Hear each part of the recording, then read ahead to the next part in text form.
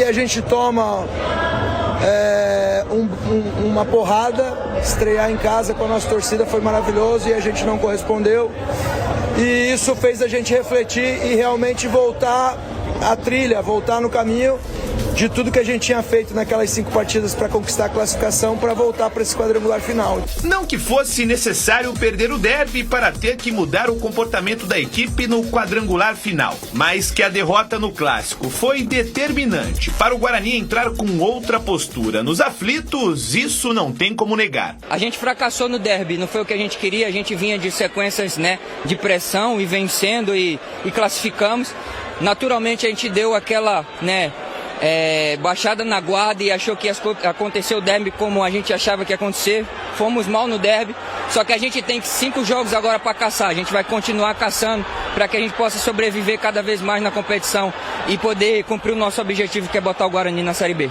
Uma atuação surpreendente do Guarani nos aflitos que colocou fim ao longo tabu de 36 anos sem vitória sobre o Náutico em Recife. Dentro das 4 linhas, Dalberson, Alan Santos e Brunão foram os personagens principais. Mas também não tem como deixar passar a mudança de estratégia adotada por Matheus Costa, que pela primeira vez no comando do Guarani, optou pela formação com 3 zagueiros.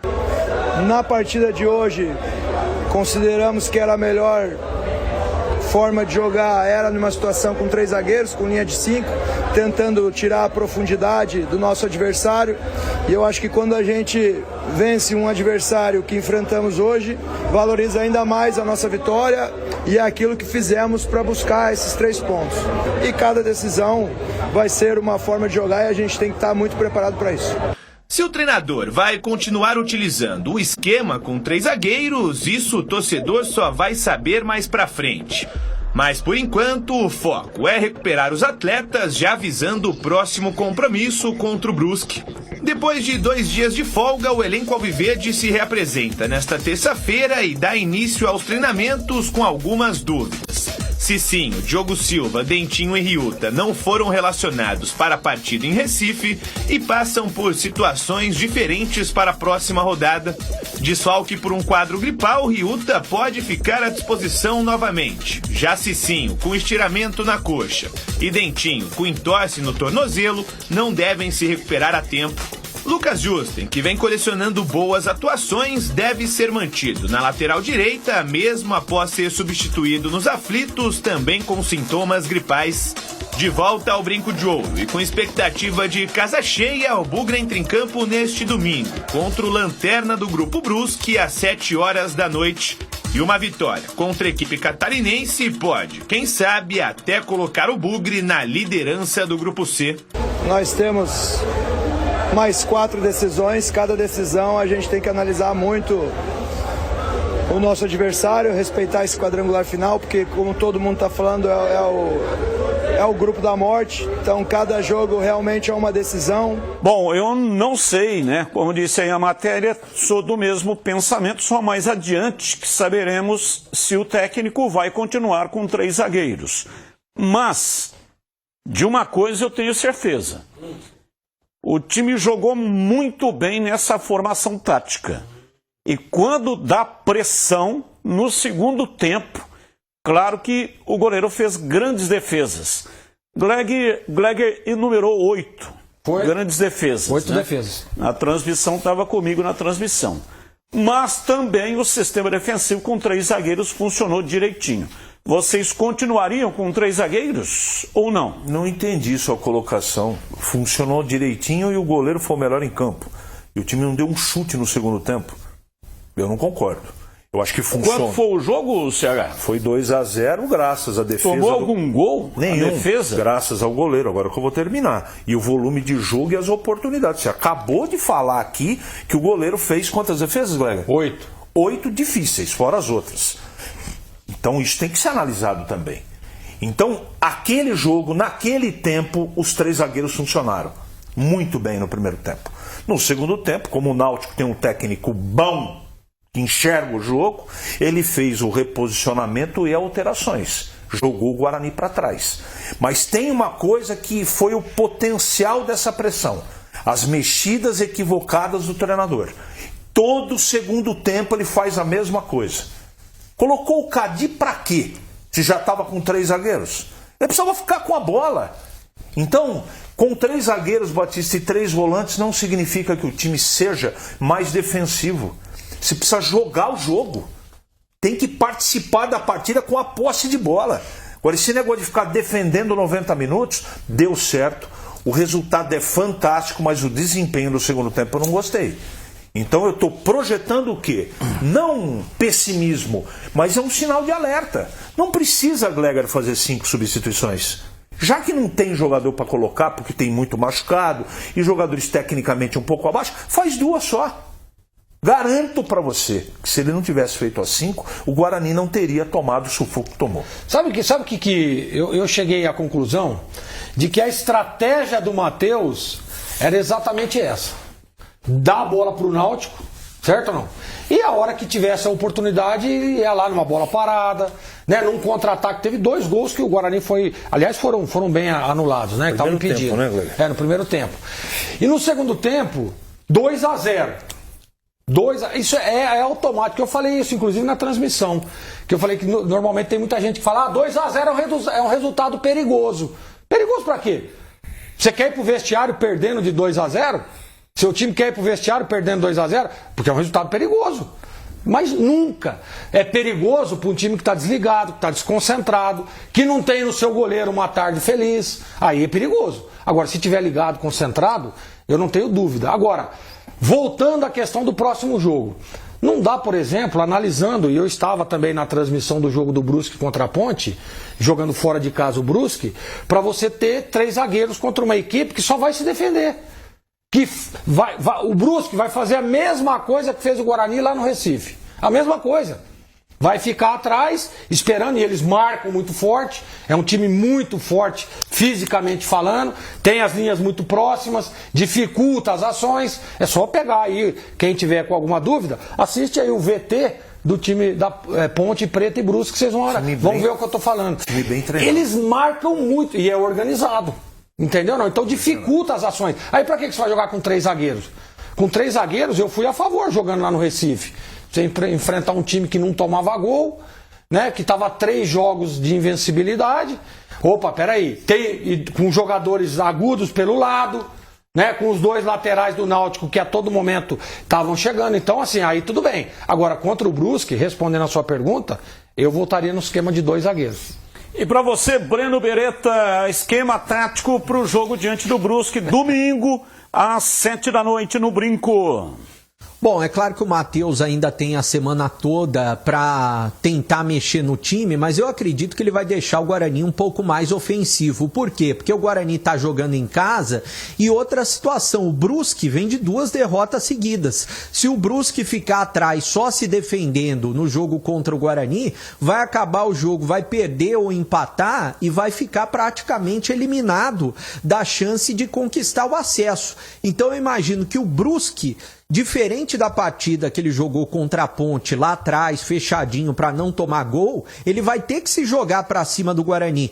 E o Guarani, é claro, vai ter que se defender, mas vai ter que atacar o Brusque, precisa da vitória também. Jogando dentro de casa, eu acredito que o Matheus vai voltar no esquema 4-3-3, mesmo tendo dado resultado contra a equipe do Náutico. Aí vai jogar contra o Brusque fora, logo na sequência, aí sim ele pode voltar a pensar nessa situação. Mas também concordo com o CH. Se a gente for analisar o segundo tempo, o Guarani não pode de maneira alguma fazer como vem fazendo nos últimos jogos, que tá vencendo o jogo, deixa o adversário jogar e toma a pressão durante todo o segundo tempo. Imagina se o Náutico tivesse feito o gol de pênalti aos 12 do segundo tempo, como seria o sufoco do Guarani. Mas é claro, o Guarani está no caminho para tentar voltar à Série B. Até ontem, no programa Esporte em Debate da Rádio Bandeirantes, das 17 até 19h30, um ouvinte, a gente trabalha muito com a interatividade através do WhatsApp, e um ouvinte fez uma pergunta, não recordo agora o nome dele, mas ele queria saber a nossa opinião, o porquê que o técnico Matheus Costa recua demais o time no segundo tempo. Até quem acabou respondendo foi o Tigrão, né? falando a respeito desse aspecto, mas rapidamente não dá tempo da gente debater, mas a opinião agora é de vocês aqui no programa sobre esse procedimento do técnico Matheus Costa. As opções dele são pequenas, o banco de reservas. Ah, isso é verdade. Toda vez que ele vai mexer no time, o time despenca porque ele não tem jogadores de qualidade. Esse é um aspecto. Agora, mesmo com um jogador que não tem um aspecto técnico do nível dos titulares, você tem que manter o conceito. Qual é o conceito que eu gosto? E é dele também, tá? Esse jogo eu acho que não serve muito de parâmetro. Eu acho que os 3 zagueiros e o comportamento do Guarani, como eu tinha certeza que o Guarani não jogaria mal como jogou contra a Ponte, eu quero dizer que é circunstancial. Se o Dentinho tivesse condição de jogo, será que jogaria o 3º zagueiro? Não sei. Eu estou fazendo uma pergunta. E para o próximo jogo, o Dentinho estará em campo? Se ele estiver, como é que vai ser o Guarani? Então, assim, o Matheus, técnico do Guarani, que é competente, ele tem um conceito de jogar para frente. Você pegar toda a trajetória dele no Ipiranga, você vai perceber que em todos os jogos ele pôs 3 atacantes. E no Guarani, só essa partida ele botou 3 zagueiros. E eu acho que é circunstancial. O tempo dirá, não é? Mais perto do final de semana a gente vai saber, Gleger, o que ele vai fazer, ou pelo menos vamos especular o que ele pode fazer contra o Brusque. Então, eu já tenho uma análise diferente da do ouvinte aí. Foram 2 jogos que ele recuou demais o time. Contra o Tombense e contra o Náutico. Que ele estava ganhando de 2-0. Nos 2 jogos. Pode puxar. É aquele jogo do ABC lá, ele jogou o time para trás ou não? Jogou? Não. Ganhou o jogo. Fora de casa. É só pegar o histórico dele aí jogando aí. Aquele jogo contra o Confiança, ele fez 1-0, ele jogou o time para trás? Não. Então foram os 2 jogos onde o time estava ganhando de 2-0 e aí automaticamente ele joga o time para trás. Por quê? Isso daí, Batista, é a regra, não adianta. Vamos aqui se posicionar, tá 2-0. Vamos ficar bem posicionado. Nós estamos ganhando o jogo, é os caras que tem que sair. Entendeu? Então, lá contra o Tombense deu errado. Aí ele fez a substituição e o CH toca num ponto que é importante dizer. Lá aconteceu a mesma coisa lá em Tombos.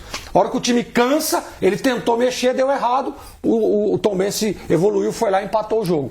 Lá contra o Náutico, o goleiro dele estava numa tarde inspirada, certo? Né? E ele conseguiu ali ajustar porque estava com os 3 zagueiros. E em alguns momentos, no segundo tempo, praticamente que todo o segundo tempo, com linha de 5. Os 2 laterais vinham aqui. Ele não estava no 3-5-2. Ele estava com uma linha, a primeira linha era de 5. E aí fechava os outros volantes, o Kelvin, depois o Cadi, para fechar ali a entrada de primeira linha. Então, eu discordo. Eu acho que foram 2 partidas que ele jogou o time para trás e nas 2 ele estava ganhando de 2-0. E tem um detalhe muito importante que tem que ser dito, que o Guarani está fazendo uma campanha extraordinária de recuperação. Isso a gente também tem que colocar aqui. Quem que esperava, em sã consciência, que o Guarani classificaria? O que assustou um pouco foi a pancada em casa, jogando mal e perdendo para a Ponte. Agora tem tudo para as coisas voltarem ao normal, voltarem para os trilhos. O Guarani, com todo respeito ao Brusque, ganha do Brusque e vai para 6 pontos. Fica próximo. Mas nós temos que debater os problemas, porque senão não precisa comentar, né, Gleger? Ganhou, beleza, está tudo certo. Perdeu, está tudo errado. E não é assim. E para você, Breno? Para mim, Batista, eu vou acrescentar alguns jogos que eu acho que ele recuou e não deveria ter recuado. O jogo contra o Confiança, que o Guarani ganhou de 1-0, ele recuou o time satisfeito com o resultado, na minha opinião, né? Eu até questionei já ele em entrevista coletiva, mas ele disse que foi circunstâncias do jogo, né? Agora, aquele jogo contra o Confiança, eu acho que ele recuou muito também de maneira cedo, né? A gente pode dizer assim, poderia ter feito isso no finalzinho da partida. Serve como exemplo também. O que ele vai fazer diante do Brusque? Na minha opinião, ele vai ter que atacar o Brusque, porque para mim, 9 pontos conquista o acesso. Para mim, o Guarani, mais 2 vitórias, pelo que a gente viu nos últimos anos, consegue conquistar o acesso. Então tem que jogar para cima do Brusque. Esse regulamento, esse é o 4º ano com esse regulamento. Até hoje foram 7 times que conseguiram a classificação, o acesso, né, com 9 pontos. 7 times. nesse tipo de regulamento.